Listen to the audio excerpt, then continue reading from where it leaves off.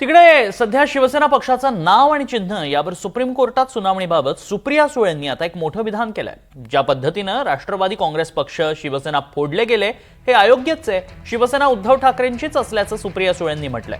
तर राष्ट्रवादी पक्ष हा शरद पवार यांचाच आहे, तो कालही होता, आजही होता आणि उद्याही आहे।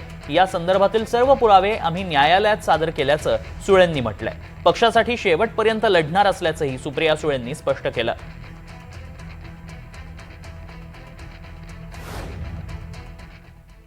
तारीख पे तारीख आमची आजही केस चालू आहे। म्हणजे आज लावली तर मी आज सुप्रीम कोर्टात जाईल, पण आम्हाला तारीखच मिळत नाही आहे। हे दुर्दैव आहे की ज्या शरद पवार यांनी पक्ष स्थापन केला, कागदपत्र शरद पवारांच्या बाजूनी होती, त्या शरद पवारांकडून चुकीच्या पद्धतीने पक्ष काढून घेतला।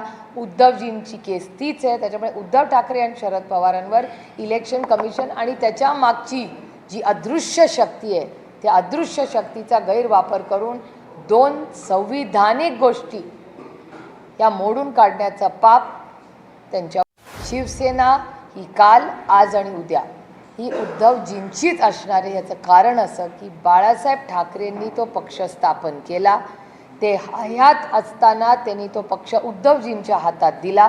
त्याच्यामुळे शिवसेना ही बाळासाहेबांची शिवसेना ही उद्धवजींचीच असू शकते। आणि एखाद्याचं वेगळं मत असेल तर त्यांनी ज्या पद्धतीने राज ठाकरेंनी वेगळी चूल मांडली त्या पद्धतीने करायला हवं होतं। कोण त्यांना नाही म्हणलं होतं। वेगळं पक्ष स्थापन करायचं आणि स्वतःच्या कर्तृत्वावर त्यांनी विश्व उभं करावं। कौतुकाची गोष्ट आहे। जर एखादा पक्ष यशस्वी झाला तर शेवटी आम्हाला मान्यच करायला पाहिजे ना।